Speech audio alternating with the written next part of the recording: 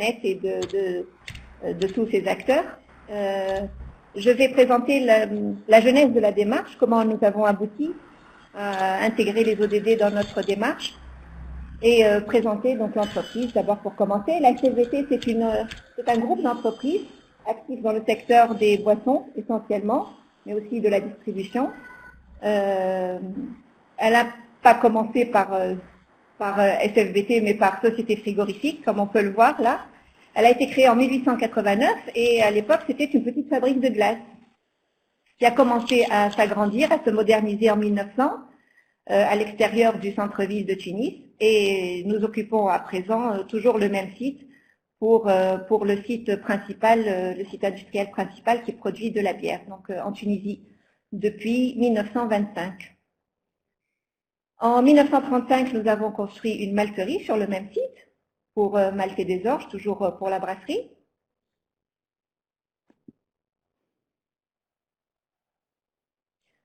Et nous avons commencé à développer l'industrie brassicole à partir des années 50, avec une bière de luxe, avec de l'export. À partir aussi du milieu des années 50, la SFVT se lance dans la production de boissons gazeuses non alcoolisées, avec une marque propre à elle qui s'appelle Boga, puis après en rachetant le concessionnaire des produits Coca-Cola qu'elle continue à embouteiller jusqu'à aujourd'hui. Donc en 1977, elle compte 2 usines à Tunis et une filiale dans la banlieue de Tunis. À partir des années 80, elle commence à racheter des entreprises et à en créer de nouvelles.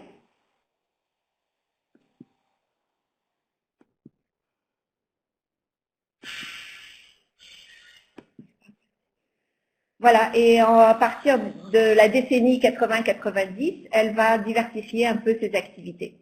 En 1983, elle a dû faire face à des mouvements sociaux et elle a mis en place, suite à cela, une convention collective d'établissement qui était plus avantageuse que la convention collective sectorielle et avec beaucoup d'avantages sociaux.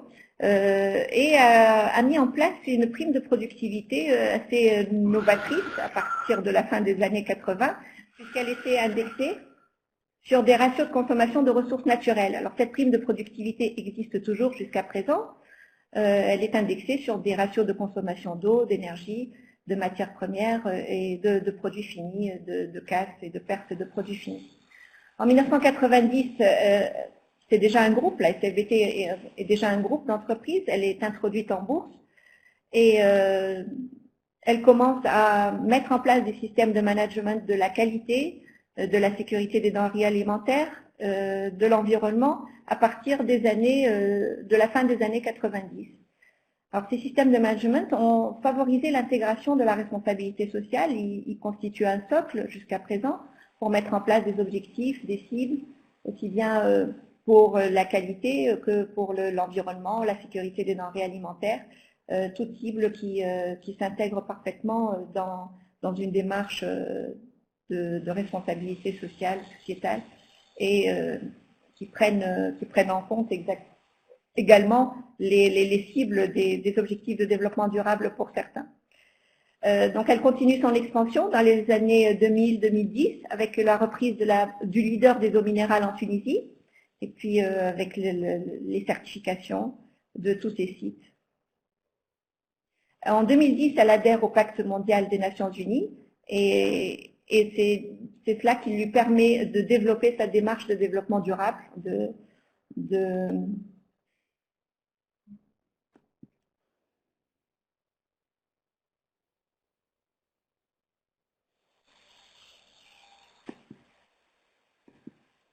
En 2012, elle poursuit toujours ses activités de certification. Elle ajoute aux normes 9001, 14001 et 22000 la norme 27001 pour la sécurité de l'information. Et en 2012, elle change également son nom. Elle devient Société de fabrication des boissons de Tunisie après avoir été tout simplement Société frigorifique et brasserie de Tunis. Voilà. La démarche de développement durable nous amène tout naturellement à du reporting. Elle a publié un premier rapport de développement durable en 2015 pour le site de Tunis, à la création d'une cellule de responsabilité sociétale plus tard, en 2016, l'année dernière. C'est une petite cellule, mais qui a pour charge de faire adhérer toutes les entreprises du groupe à cette démarche de développement durable et de responsabilité sociétale. Le second rapport de développement durable qui a été développé l'année dernière s'est appuyé sur les objectifs de développement durable des Nations Unies.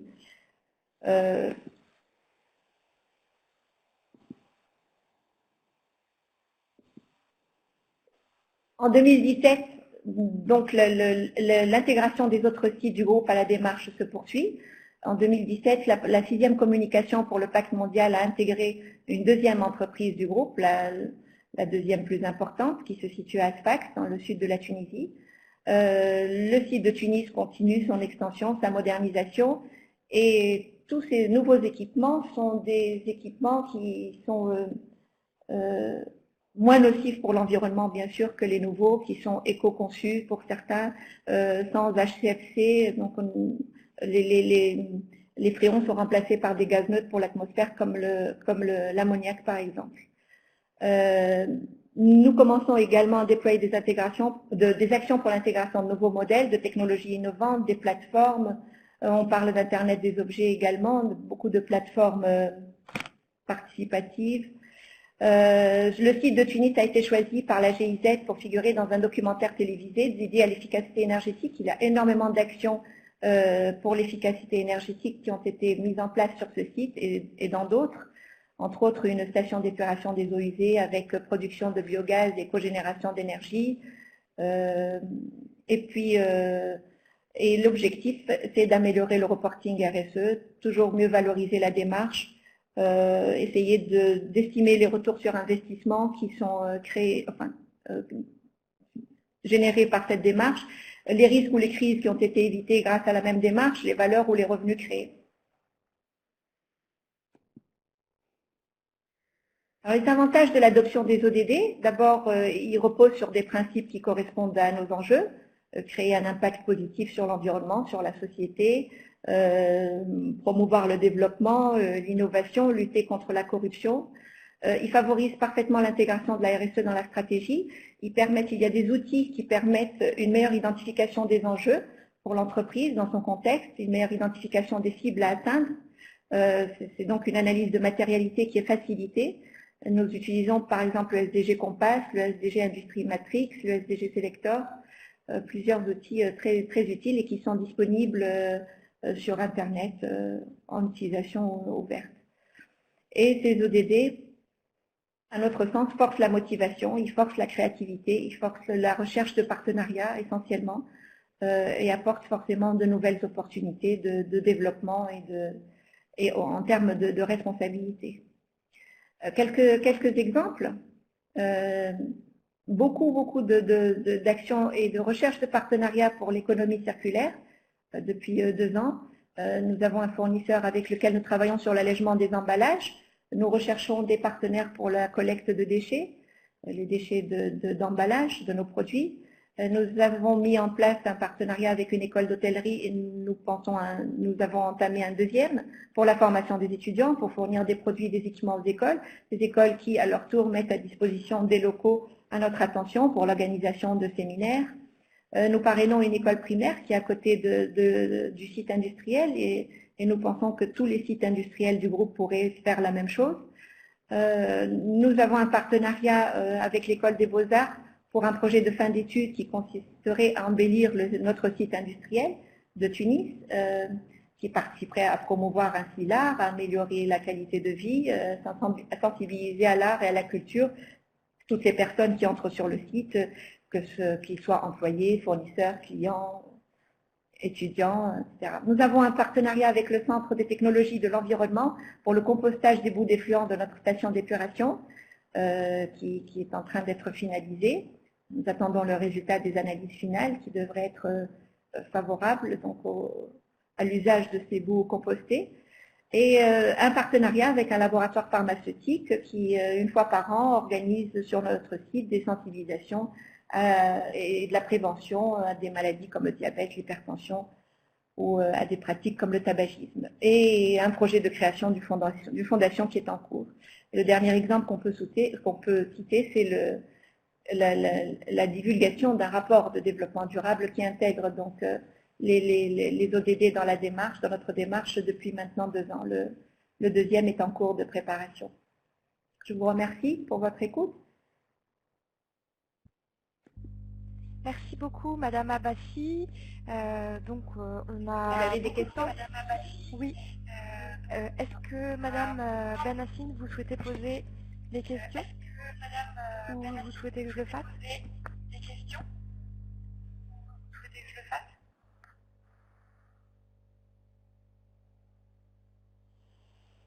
Madame Benassine?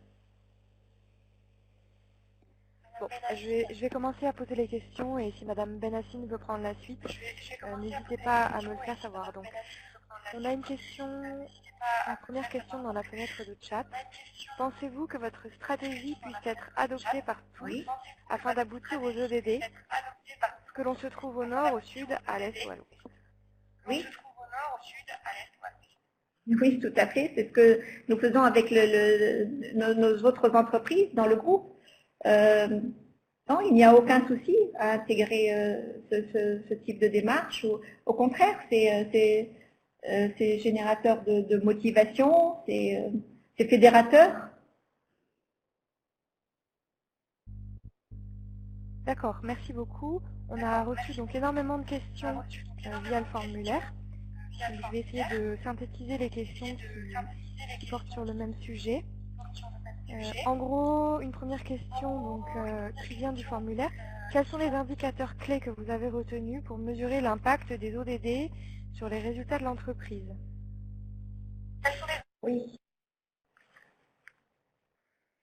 Alors, pour valoriser cette démarche, nous avons beaucoup d'indicateurs, mais essentiellement des taux de satisfaction des parties intéressées. Alors, il peut s'agir des employés, des fournisseurs, des clients, des consommateurs.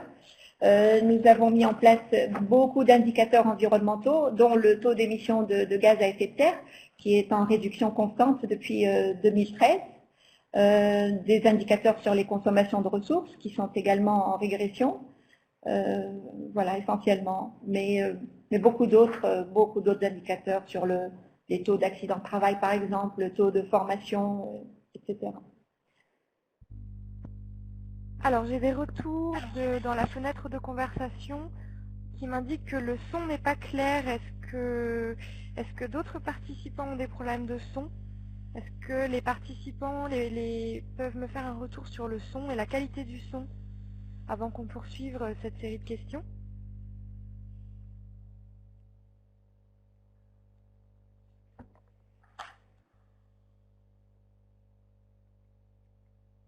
D'accord, donc visiblement le son est revenu, très bien. Donc on va pouvoir poursuivre donc la série de questions. Je ne sais pas si Madame Benassine est revenue et si elle souhaite reprendre les questions. En attendant, je poursuis. Donc Madame Abbassi, quels sont les obstacles majeurs qui pourraient entraver la réalisation de l'objectif 8 relatif à la promotion de la croissance économique?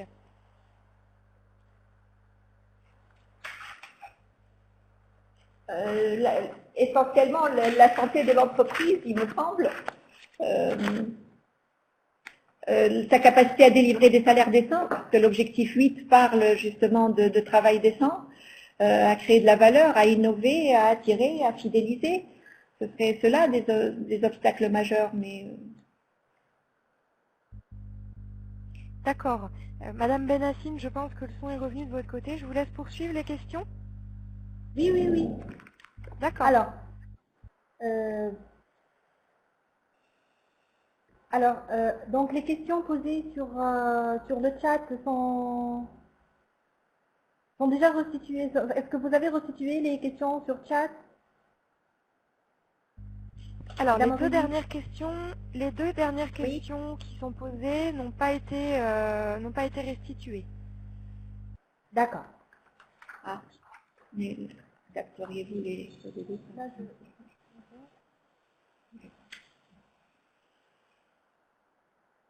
Alors, monsieur Sissoko, il pose la question, en tant que juriste, je voudrais poser la question de savoir si les actions engagées par votre entreprise sont des engagements purement volontaires ou alors sont-elles au moins, ou tout au moins certaines d'entre elles ont un ancrage dans la législation? Les deux. Il y a des engagements purement volontaires. Il y a des... Pardon? Excusez-moi. Il y a des actions purement volontaires. Il y en a d'autres qui sont liées à la législation. Pour moi, j'entends mal.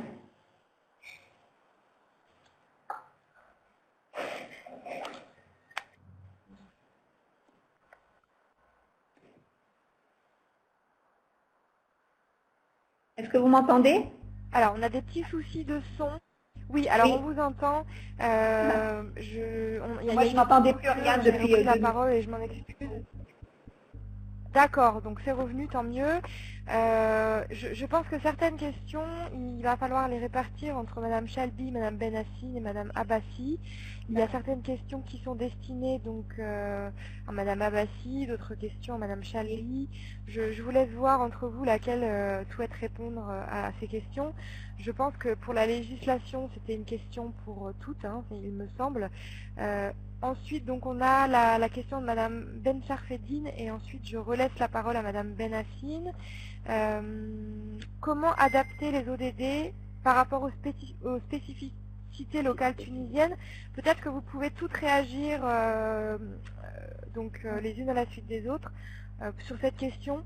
Comment adapter donc au regard de votre expérience donc au sein de l'IRSET, du Global Compact Tunisie et de la FFVT, comment donc adapter les ODD aux spécificités locales?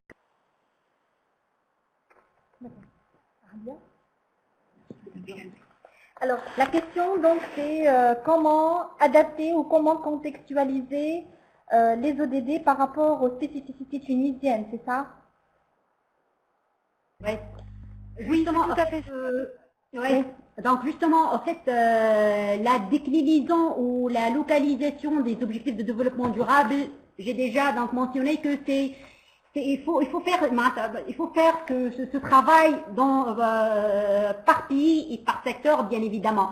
Mais puisque donc c'est un projet récemment lancé depuis 2015, tous les efforts maintenant des gouvernements, de l'État, de la part de la société civile, donc c'est un projet en cours, c'est pour en fait définir nos priorités, c'est pour faire en quelque sorte faire participer tous les acteurs concernés par les ODD en Tunisie pour créer un projet et pour développer bien évidemment un cadre institutionnel. Mais pour l'instant, il n'y a pas un projet vraiment qui s'adresse aux ODD.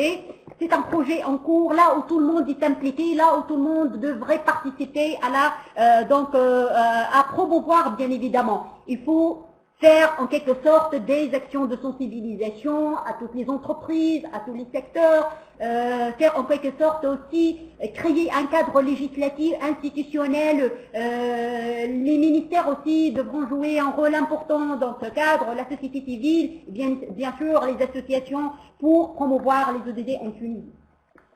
Juste un éclaircissement donc par rapport aux spécificités locales tunisiennes. Il faut bien sûr identifier quels sont les défis qui se présentent pour les défis économiques et sociaux et environnementaux qui se présentent pour la Tunisie. Bien évidemment, on a exemple, là Madame Emna demande de donner des exemples. Par exemple, l'ODD numéro 8 qui traite donc de l'emploi et la croissance économique. Je pense que c'est un ODD qui doit être pris en considération donc par toutes les parties donc intéressées, que ce soit le gouvernement, que ce soit les ministères, que ce soit toutes les institutions nationales et toutes les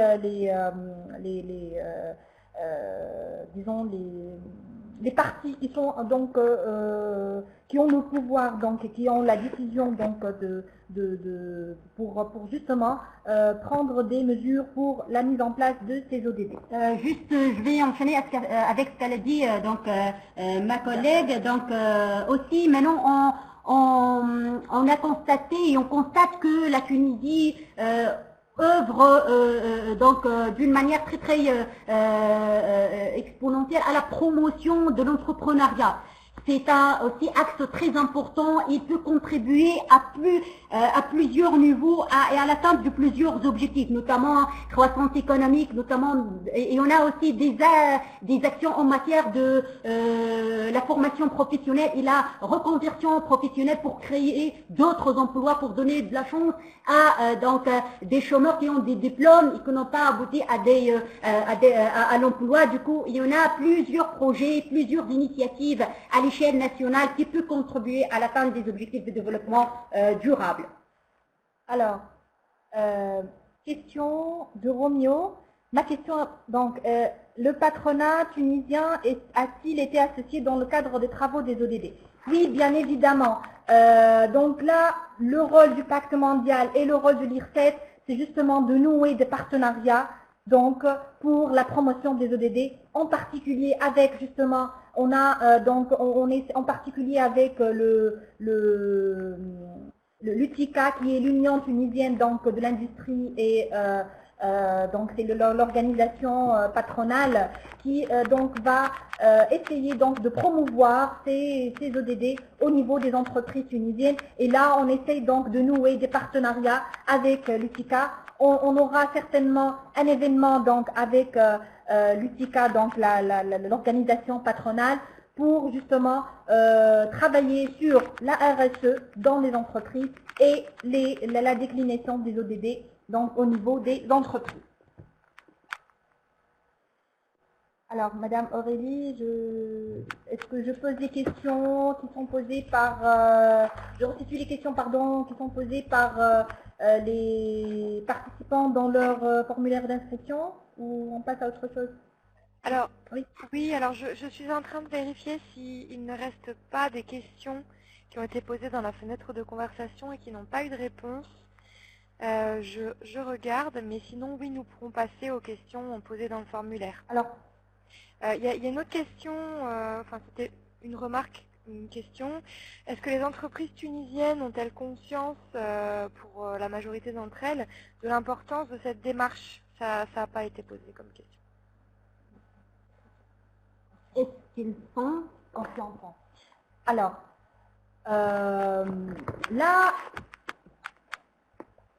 en fait, on ne peut pas juger que toutes les entreprises, parce que maintenant, notre rôle au niveau de l'IRSET, voire dans le cadre des activités du Pacte mondial des Nations Unies, c'est de promouvoir à grande échelle les objectifs de développement durable via beaucoup des moyens, le site web donc de notre association, via les réunions, les actions de sensibilisation, et probablement il y en a un événement en cours donc d'organisation éventuellement pour promouvoir les ODD. Le degré de conscience, à mon sens, il faut tout d'abord que les dirigeants et les managers devraient être conscients donc de l'importance des ODD, et parce que ce sont des défis mondiaux et tout le monde devrait donc être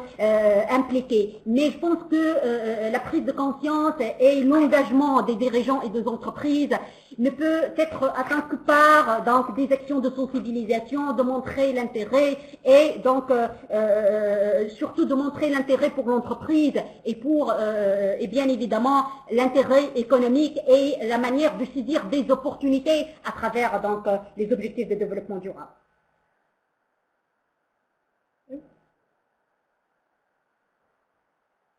Et c'est un travail donc de longue haleine, et c'est un travail donc progressif pour atteindre. Faut pas donc juger. C'est pas du tout un travail donc à court terme, mais c'est un travail à long terme. Il faut réunir donc tous les efforts pour atteindre ces objectifs, et via une autre fois les partenariats avec tout le monde et toutes les parties prenantes. D'accord, merci beaucoup donc pour ces premières réponses. Moi j'ai une question. Quelle est la part des entreprises en Tunisie qui se sont lancées dans les démarches RSE et qui intègrent les ODD? Est-ce qu'il y en a beaucoup? Quelle est votre vision du territoire par rapport à ces sujets-là?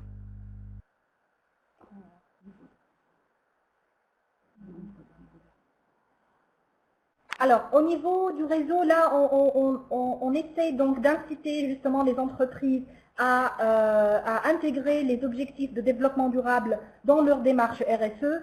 Bien évidemment, il y a des entreprises qui sont en train de le faire, mais ce n'est pas d'une façon très structurée comme le présentent justement les référentiels internationaux. Mais on essaie donc d'inciter donc les entreprises justement à prendre toutes les mesures qui sont nécessaires donc pour la mise en place d'une démarche RSE appropriée selon bien sûr les référentiels internationaux.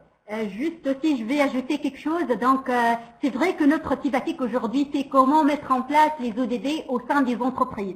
Mais je vais aussi signaler un point très important. C'est aussi comment, c'est un projet que je suis en train d'étudier, c'est comment aussi intégrer les ODD et faire comprendre qu'est-ce que c'est les ODD au sein des universités. Il faut éduquer dès le jeune âge, aider nos futurs managers, nos futurs dirigeants d'entreprise sur les ODD, sur ces principes, sur ces valeurs, afin de se doter de ce comportement responsable et de comprendre qu'est-ce que c'est et de comprendre comment la décliner au sein de l'entreprise. Parce que maintenant, il y en a autant de contraintes.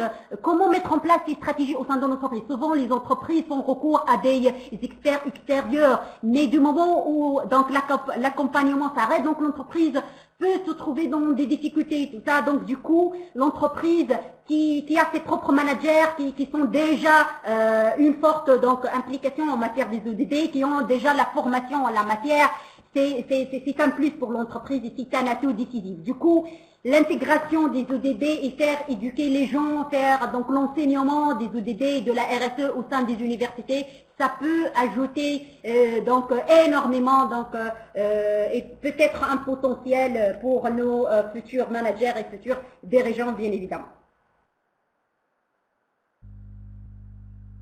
D'accord, merci beaucoup. Moi j'ai quelques questions pour Madame Abbassi de la SFBT. Est-ce que vous auriez la possibilité donc de réallumer votre micro? J'ai quelques questions pour vous. Donc c'est des questions qui ont été posées dans le formulaire d'inscription. En gros, des participants auraient souhaité savoir quel était l'impact de ce nouveau modèle économique et de l'intégration des ODD sur le contexte de l'organisation, sur les procédures de travail, sur le travail avec votre chaîne de valeur. Est-ce que vous pouvez nous en dire plus sur les réorganisations éventuelles que vous avez dû mettre en œuvre dans l'entreprise? En termes de procédure, non, pas de grands changements. Mais les changements que nous avons vus en interne, en tout cas, c'est la motivation qui a augmenté, c'est la capacité d'innovation. Nous avons beaucoup de propositions d'innovation, des propositions de tous, hein, de toutes parts. Et ce qui est nouveau chez nous, c'est tout ce qui est partenariat. Ça a été apporté par les ODD. C'est la recherche permanente de partenariat pour l'atteinte des objectifs. Et donc, c'est un impact sur nos fournisseurs, sur nos clients, sur tous les partenaires et les parties intéressées externes également. Les consommateurs, et les ONG, l'État également, comme le Centre international des technologies de l'environnement. Voilà, ce sont des impacts très positifs que nous constatons au quotidien, aussi bien en interne qu'en externe. Pour les fournisseurs, nous faisons beaucoup d'audits, de plus en plus d'audits fournisseurs, mais les audits ne servent pas seulement à contrôler la qualité du produit, mais aussi à informer le fournisseur sur notre démarche, à lui parler de responsabilité sociétale, de protection de l'environnement, de ses activités sociales, etc. Merci beaucoup, c'est très intéressant. Vous avez expliqué aux participants que la motivation des salariés de votre entreprise avait été accrue. Est-ce que vous pouvez donc expliquer plus en détail la façon dont vous faites participer vos salariés à l'atteinte des ODD? Quelles sont les communications que vous mettez en place? Quelles sont les actions internes que vous menez avec les salariés justement pour qu'on arrive à une plus grande motivation de leur part? beaucoup de séances de sensibilisation, bien sûr, mais aussi l'exemplarité. Nous mettons en place des actions de sensibilisation aussi par l'exemplarité, en donnant l'exemple sur ce qu'il faut faire, surtout en matière de consommation de ressources naturelles. Nous avons un très fort engagement pour tout ce qui est économie circulaire, collecte de déchets, réutilisation, économie de ressources naturelles. Nous avons mis en place des boîtes à idées auxquelles les gens participent, donc volontairement. Voilà, et nous faisons des réunions pour ouvrir ces boîtes à idées 2 ou 3 fois par an. Et nous prenons en compte toutes les idées. Puis il y a un vote à main levée pour retenir les idées. Celles qui recueillent le maximum de voix sont retenues et mises en place. D'accord, merci beaucoup. Donc j'invite les participants à poser les questions dans la fenêtre de conversation.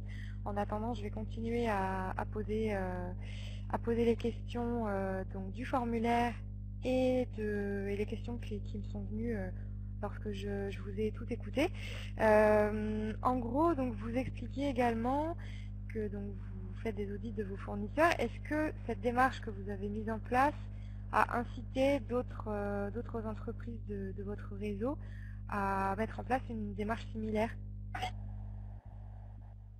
D'autres entreprises du groupe? Alors, pas uniquement du groupe. Ah, du réseau. Vous parlez de fournisseurs, donc, par exemple, ou de voilà, clients. de vos parties prenantes, en fait, oui. Des parties prenantes, oui. Là, je n'ai pas de retour d'information, mais je sais qu'ils sont très intéressés. Il y a beaucoup d'intérêt, beaucoup d'écoute. Beaucoup de prise en compte de nos remarques. Oui. D'accord. Très bien, donc je vous remercie énormément toutes les trois donc, pour vos exposés, pour les réponses aux questions. Je vais vous relaisser la parole chacune votre tour quelques minutes pour conclure ce webinaire. Donc je laisse tout d'abord la parole à Madame Chalby, si vous souhaitez donc ajouter quelque chose en guise de conclusion à nos échanges et à vos présentations. Je vous laisse donc conclure ce webinaire. Encore une fois, je vous remercie également Madame Aurélie pour le choix du cette thématique, les objectifs de développement durable. Nos remerciements s'adressent également à Madame Joëlle Breuillet pour pour notre contribution à ce webinaire. Et j'espère que ça continuera encore. Il va aller aussi créer un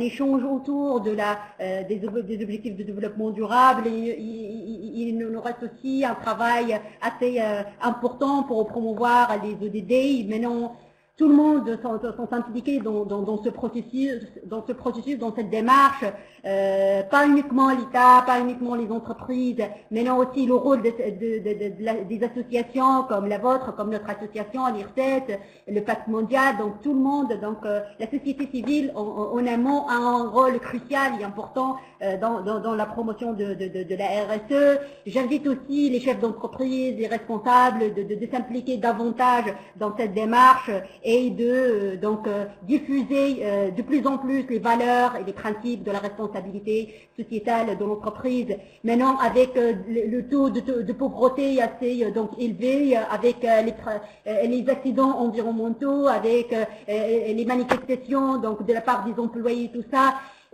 ça ne peut être résolu que à travers ce genre d'initiatives et ce genre d'actions.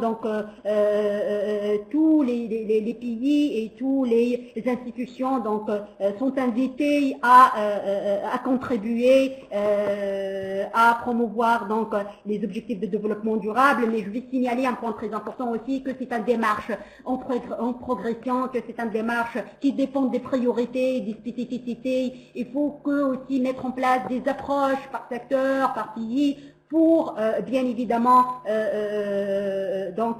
promouvoir ces actions et atteindre ces objectifs. d'ici 2030. Et merci à vous. Merci beaucoup. Oui, merci à vous. Madame Benassine, vous souhaitez conclure ce webinaire? Oui, oui, merci beaucoup. Merci Madame Aurélie, merci Madame Joël pour cette opportunité donc de présenter l'expérience tunisienne dans la mise donc dans la mise en place des ODD au niveau des entreprises. Merci encore une fois à Madame Laila Abessi donc d'avoir aussi accepté d'animer donc ce webinaire, parce que là j'insiste sur le fait aussi que la SFBT c'est la seule entreprise qui, au niveau de son rapport RSE, donc communique sur les ODD et comment donc elle articule donc ces ODD au niveau de son modèle dans son système de management. Donc merci beaucoup Madame Abessi. Alors juste par rapport là, j'essaie de donner une réponse assez rapide sur les quelques questions qui sont en train de se poser. Alors, les pressions qui sont pour